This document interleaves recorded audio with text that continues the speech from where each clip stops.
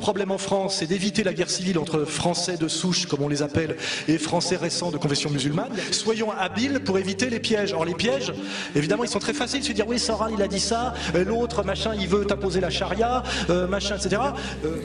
Mais malheureusement, nous sommes dans une France qui a donné son destin au lobby judéo-sioniste.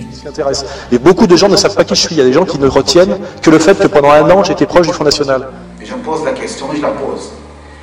Le gouvernement français avec sa politique, n'a-t-il pas une responsabilité qu'il doit endosser dans cette affaire? Les prêches des imams sérieux sont très politiques.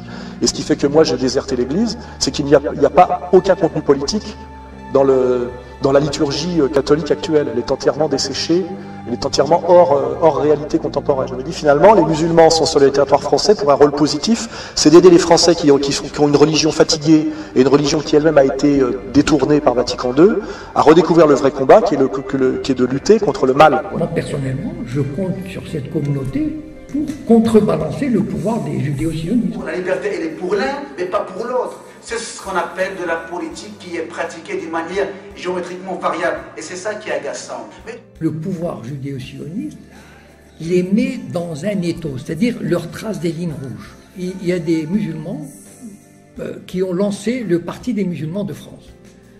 Il y a eu 15 000 manifestants à la place de la République à Paris. 15 comme ça, 15 000. Les médias leur sont tombés dessus.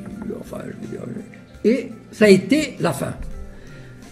Donc c'est des juifs ashkénazes qui expliquaient à des types de banlieue qu'il valait mieux être un rappeur qu'un type qui s'intéresse à ce dont il peut être fier quand il arrive du Maghreb, qui était l'islam millénaire. Voilà. Et ça, je l'ai compris très vite. J'ai dit les plus intelligents, les plus structurés sont ceux qui vont plutôt vers l'islam que vers le rap et le football. Je me suis intéressé au Coran, je l'ai lu par petits bouts et je me suis dit, il n'y a rien qui me pose problème dans ce système de valeurs. Toutes les mosquées en France sont surveillées.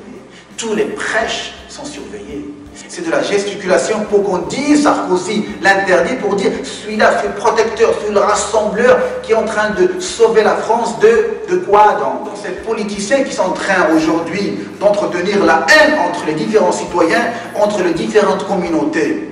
Parce que quand on parle des banlieues aujourd'hui, et Mme Le Pen n'a pas le courage d'y aller, comment elle peut en parler? En train de dire, vous savez, je le dis aux citoyens français, les problèmes dans les banlieues françaises n'est pas l'islam.